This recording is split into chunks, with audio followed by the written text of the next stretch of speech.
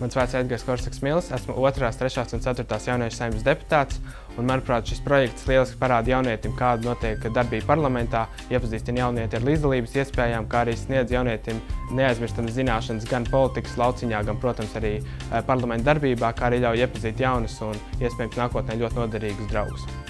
Mans hobijs ir kuģu modelisms, kas ir profesionālais sporta veids.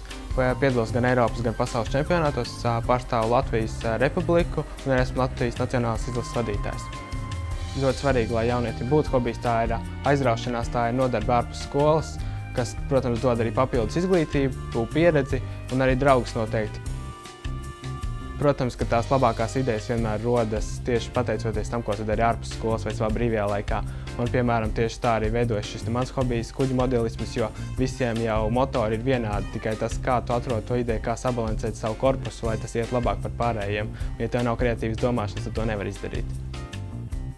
Viens no saukļiem ir tas, ka jaunieši ir Latvijas nākotne, un, protams, arī politiķiem būtu jāieklausās jauniešos. Es domāju, ka jauniešiem ir tiešām kreatīvas idejas, ar kurām viņi var uzlabot gan valsts pārvaldi, gan arī kopējo Latvijas tēlu pasaulē.